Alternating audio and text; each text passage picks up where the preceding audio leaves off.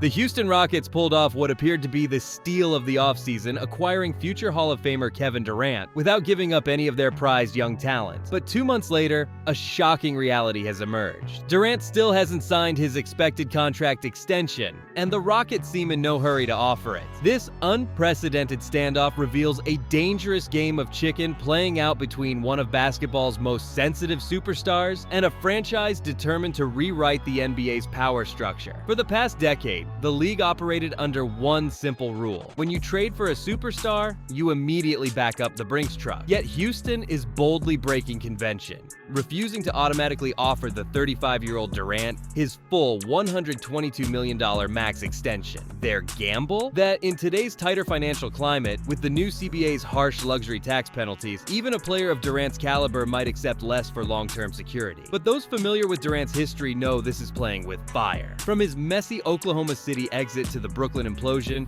Durant has repeatedly shown he won't tolerate perceived disrespect. Now, the Rockets are testing that limit, betting their young core and no-nonsense coach Ime Udoka can create an environment Durant won't want to leave even at a discount.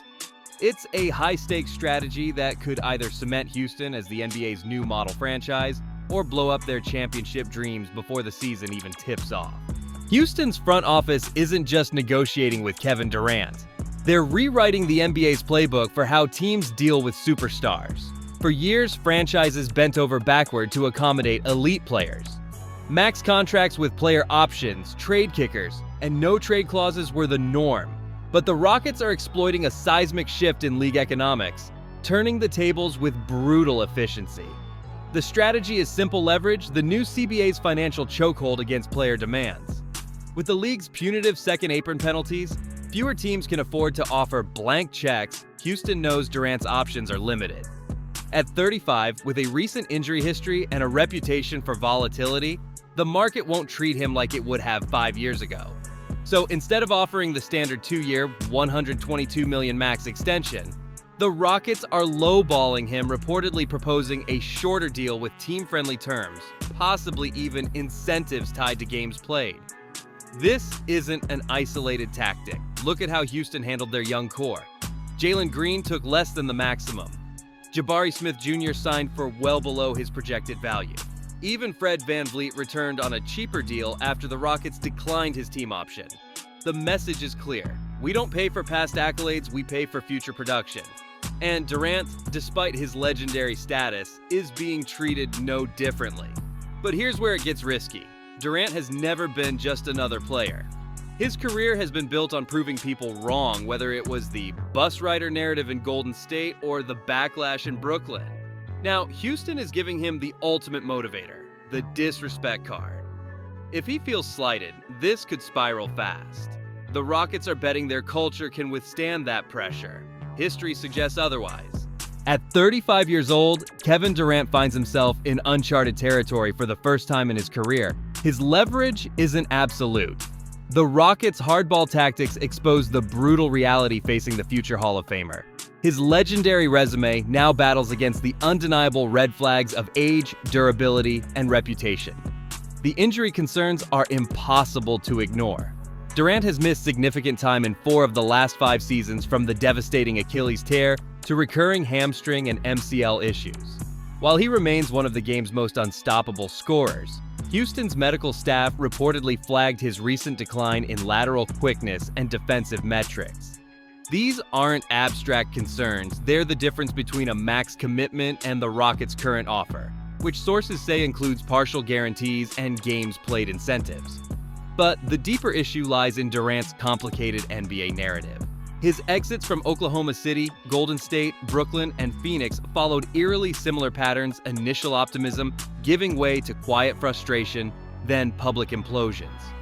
The Warriors survived it because they were already champions. The other franchises weren't so lucky. Now Houston, with its unproven young core and no-nonsense coach Ime Udoka, might be the least equipped environment to manage Durant's notorious sensitivity to criticism. This is the Rockets' ultimate leverage play. They're forcing Durant to confront his basketball mortality while betting his competitive pride will override financial demands. It's a dangerous calculation because if there's one thing Durant's history proves, it's that when he feels disrespected, the explosion is never quiet. The Rockets aren't just negotiating a contract, they're gambling with their entire championship window.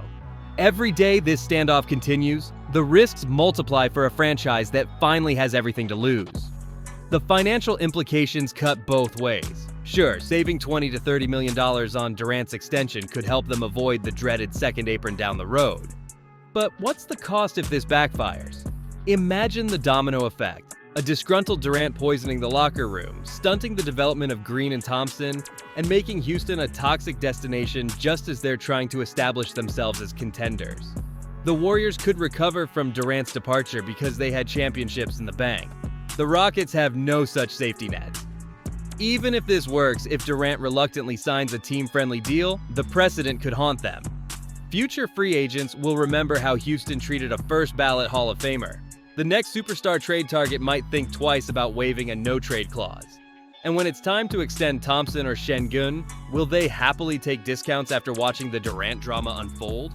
This is the razor's edge the Rockets are walking. They're trying to build a sustainable contender in an era where dynasties are harder than ever to maintain. But in their zeal to outsmart the system, they might be undermining the very foundation they're trying to construct.